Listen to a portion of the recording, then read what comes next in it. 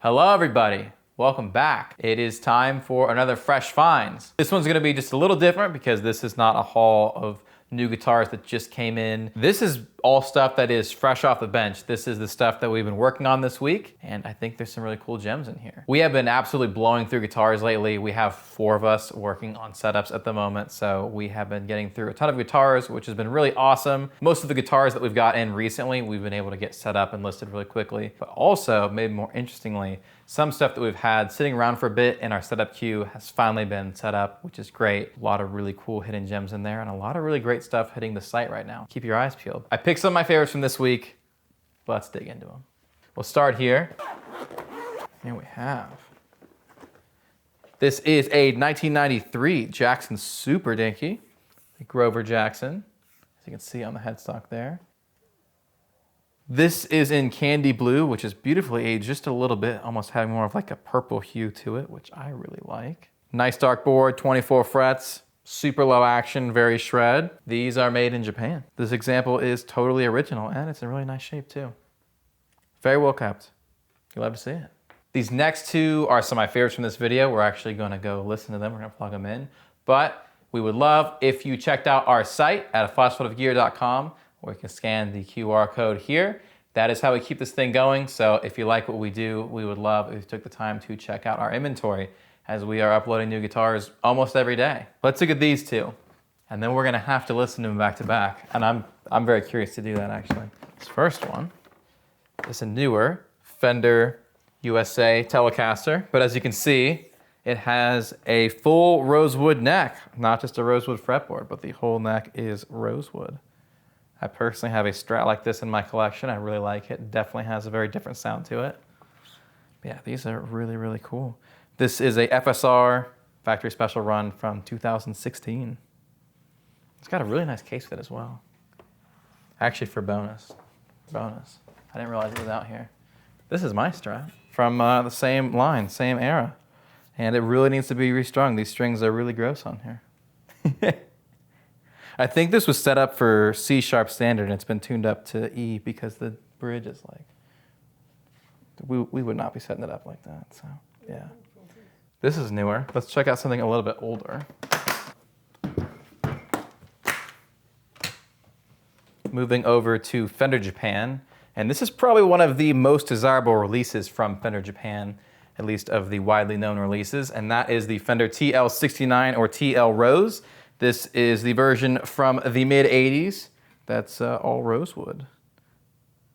Feels very different. This is a gloss finish, whereas the other one had a more matte, just like natural wood finish to the rosewood neck. But I'm really curious to see what these 2 sound like back to back, so let's go plug them in.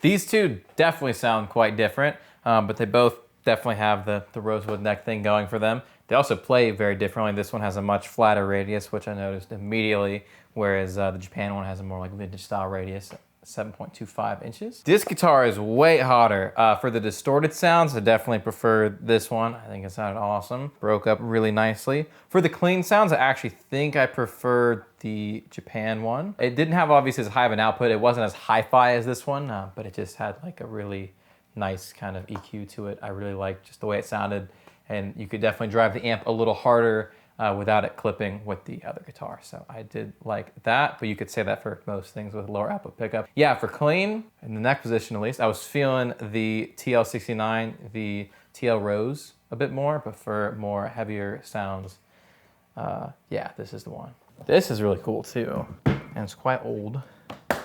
This is from 1967. This is a vintage Yamaha Super Axe. Really nice red, very striking. Being from 67, this is one of the earliest Yamaha electric guitars. Yeah, this model would change quite a bit over the years, but this is like the initial iteration of this model. This is the SA50. Really sick. That plays great too.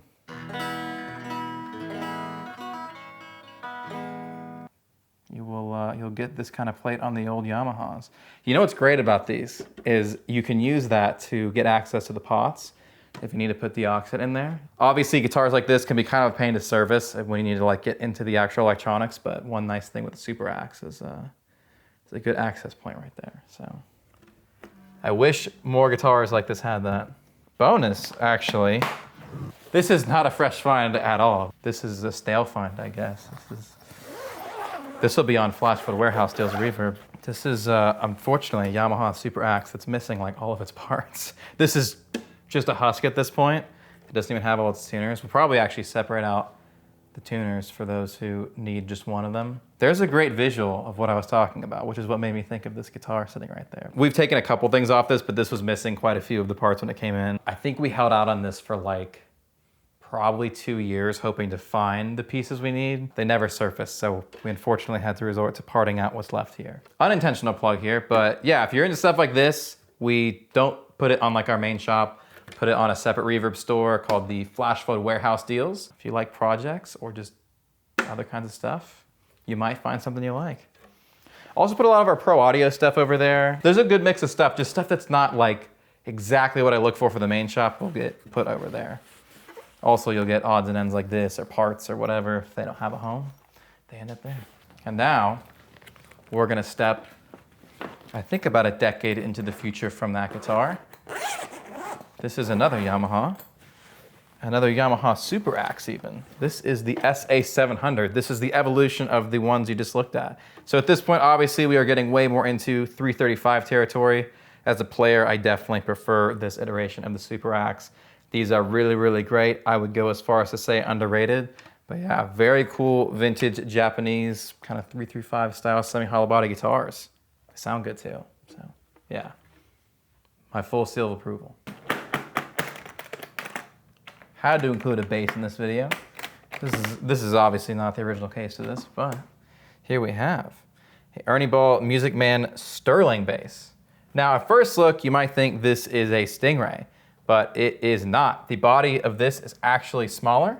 The neck is even a little slimmer. This is a compact version of the Stingray. Now, if you're familiar with Ernie Ball Music Man's current lineup, you'll know that the Sterling is the branding they give to their import guitars.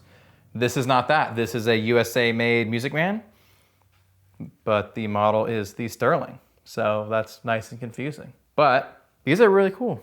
And yeah, I quite like these. I'm thinking of... That is from Parker. If you want to see, this might be a cool shot. That's the difference in size. It's nothing crazy, but it's just a little bit smaller. All right.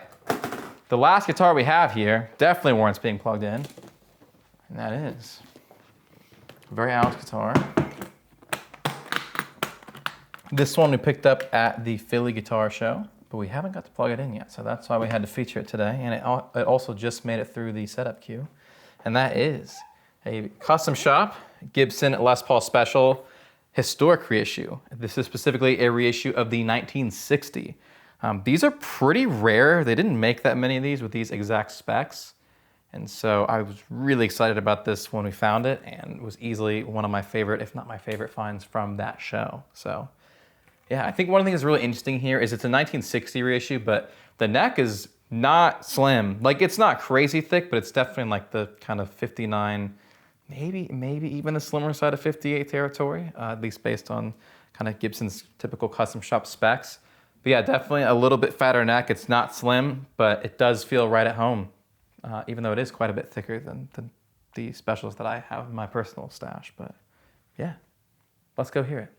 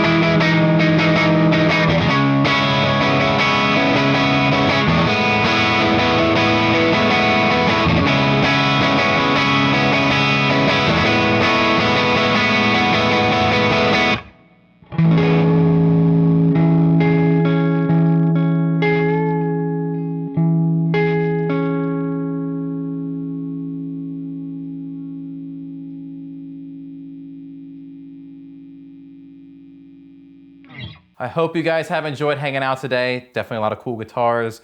I definitely want to do more fresh finds like this, where we just take a look at, 5 or 10 guitars that we just got through the setup queue. We probably list a couple dozen guitars a week, so there's so many cool guitars coming through at all times, so I'd love to start featuring more and more of them on the channel. Let us know down below in the comments which one was your favorite. Now I gotta figure out what my favorite was, but they were all my favorite.